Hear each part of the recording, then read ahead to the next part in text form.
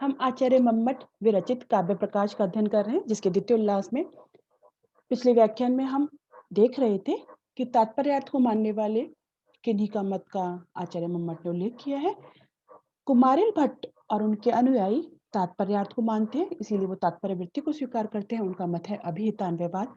उसी क्रम में हमने उसका अभिहितान्वयवाद क्या है, किस प्रकार कहता है, क्या उनका मत है, वो हम पूरा समझ चुके हैं।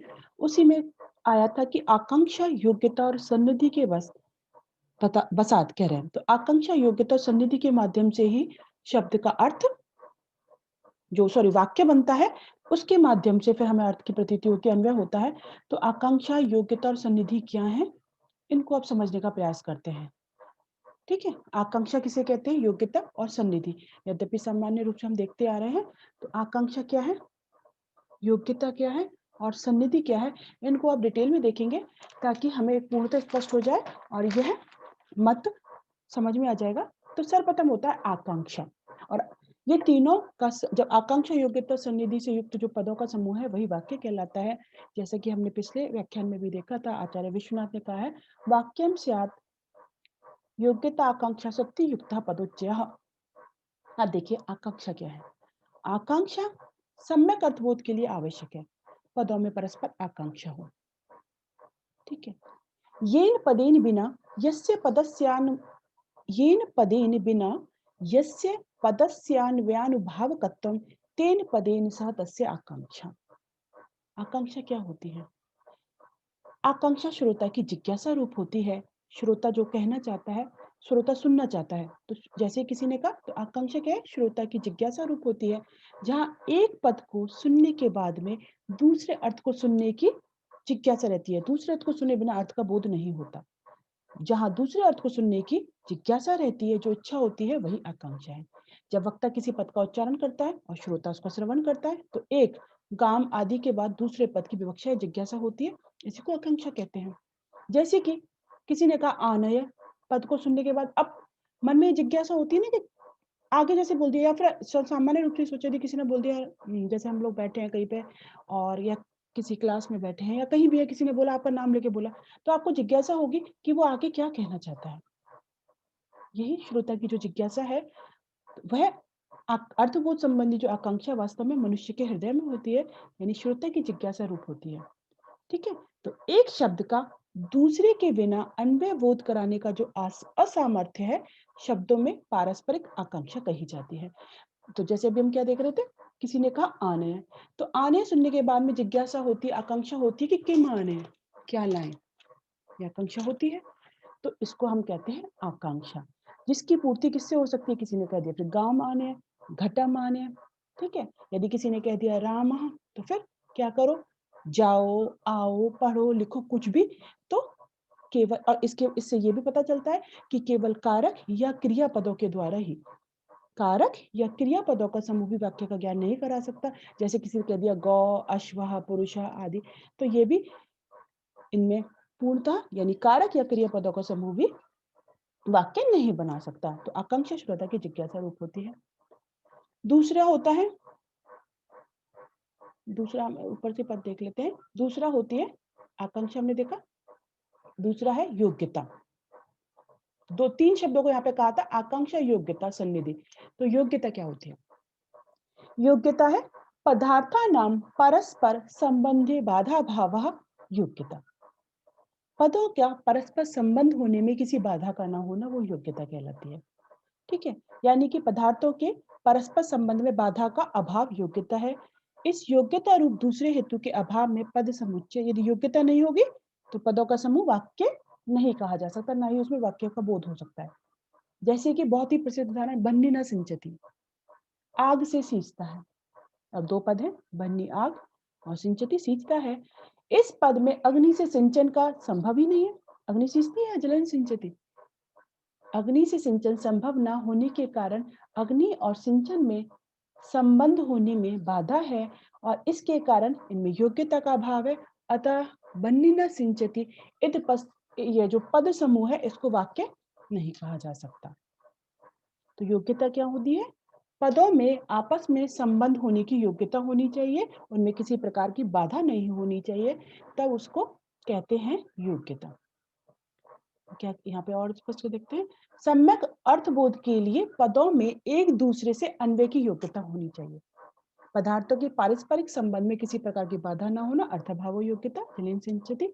इस वाक्य में प्रयुक्त जल के अर्थ में अर्थात जल रूप वस्तु में सिंचन की योग्यता, इसी हेतु इस वाक्य से सम्यक अर्थबोध हो जाता है।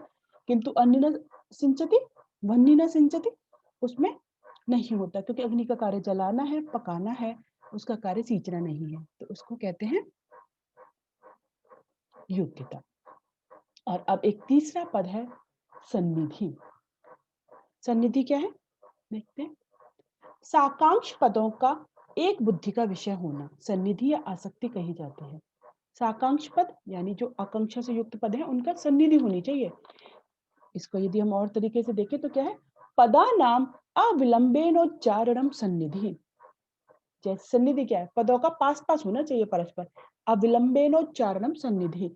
एक ही वक्ता के द्वारा अविलंब रूप से जो पदों का उच्चारण होता है तभी हमें अर्थबोध होता है, वही सन्निधि। यदि कोई एक बोले, यदि एक ही व्यक्ति द्वारा घंटे घंटे भर में या थोड़ी देर में, मैं आज अभी थोड़ी देर बाद ये बोलूं कि रामः वनम, फिर थोड़ी देर बाद में बोलूं कुछ और, तो इस प्रकार से यदि मैं इतनी देर देर में बोलेंगे, यदि पद परस्पर क्या नहीं होंगे, पास पास नहीं होंगे, उनमें अविलंब उच्चारण नहीं होगा, बहुत देर में होगा, एक बुद्धि का विषय नहीं होंगे, तो अर्थबोध नहीं हो सकता, वाक्य नहीं बन सकता। तो वाक्य बनने के लिए पदों का अविलंब उच्चारण होना चाहिए, उसी बात को कह रहे हैं। साकांक्ष पदों की सन्निधि के लिए उनके बीच में अर्थबोध में बाधा डालने वाले अन्य पदों का ना होना तथा उन पदों का अविलंब उच्चारण करना, ये दो बातें आवश्यक हैं। जैसे जलीन सिंचती, ये दोनों पद पारस्परिक सान्निध्य होने पर ही सम्यक अर्थबोध कराते हैं। सन्निधि के बिना पद समुदाय अप्रामाणिक है, वे सम्यक अर्थबोध नहीं कराता। ठीक है। पर्वतः खादति अग्निमान देवदत्ता, यहाँ पर्वतः अग्निमान के बीच में अर्थबोध में बाधा डालने वाले पद खादति का प्रयोग है, अतः सन्निधि रहित होने से यह शब्द समुदाय सम्यक अर्थबोध नहीं है। इसी प्रकार यदि कोई गाम कहने के घंटों बाद या दिनों बाद कहे आने, बहुत देर बाद कह रहे तो शब्द का उच्चारण करे, तो यह शब्द समुदाय सन्निधि रहित होने से ठीक अर्थबोध नहीं करा सकता। अर्थ का बोध तब नहीं हो पाएगा क्योंकि पदों में पास पे आपस में वो उनमें क्या है, उनका अविलंब उच्चारण नहीं है, उनमें वो एक बुद्धि का विषय नहीं है। ठीक है, इसी को सन्निधि कहते हैं।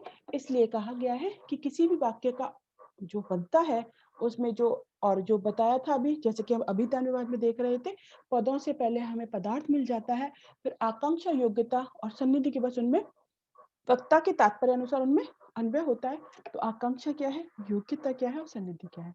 और यदि एकदम बहुत ही संक्षिप्त तरीके से दोबारा एक बार देखें, आकांक्षा श्रोता की जिज्ञासा रूप है, यानी किसी एक शब्द को सुनने का में मन में रहती है जिज्ञासा कि अगला पद क्या है, तो आकांक्षा रहती है, साकांक्ष होना चाहिए, योग्यता होनी चाहिए, जो भी पद बोले जाए उनमें परस्पर संबंध होने की योग्यता होनी चाहिए, कोई संबंध में बाधा नहीं होनी चाहिए। और सन्निधि यानी कि साकांक्ष पदों के बीच में अर्थबोध में कोई फिर क्या हो, अविलंब उच्चारण होना चाहिए उनका। पदे जो पदों का अविलंब उच्चारण है वो एक बुद्धि हो, ऐसे नहीं कि घंटों बाद बोल रहा है, 2 दिन बाद बोल रहा है, उससे क्या होगा कि अर्थबोध नहीं हो पाता। तो किसी भी पद से जो हमें पदार्थ मिलता है, फिर हमें जो वाक्यार्थ मिलता है, तो वाक्य जो बनता है वो आकांक्षा योग्यता और सन्निधि के बस तब हमें अर्थ का बोध होता है। यह बात यहाँ पे कही गई है।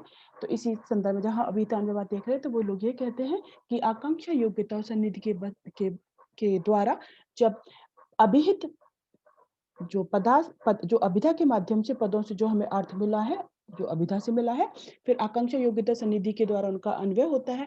फिर अन्वय के बाद में जो वाक्यार्थ की प्राप्ति होती है वह वाच्यार्थ नहीं है, वह अलग ही है, वह तात्पर्यार्थ है और तात्पर्य वृत्ति से प्राप्त होता है। यह अभिहितान्वयवादियों का मत था।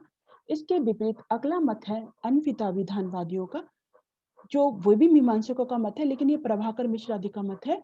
अन्विता विधानवाद इससे अलग मानते हैं। वो क्या कहते हैं, अन्विता विधान में क्या वो तात्पर्य वृत्ति को मानते हैं या नहीं मानते, ये सब हम अगले व्याख्यान में देखेंगे। आज ये आकांक्षा योग्यता सन्निधि बस इतना ही। अगले व्याख्यान में हम इनको समझेंगे ताकि एक एक चीजें अलग अलग बिंदुवार हमें स्पष्टता समझ में आती जाए, और बहुत ही सरल और सहज तरीके से चलेंगे ताकि जरा भी क्लिष्टता ना हो, क्योंकि स्नातकोत्तर के जो बच्चे हैं उनको सहजता रहे समझने में। कोई बहुत कठिनता से हम यहाँ पे किसी चीज का प्रतिपादन नहीं करेंगे। आज मैं यही समाप्त करती हूँ।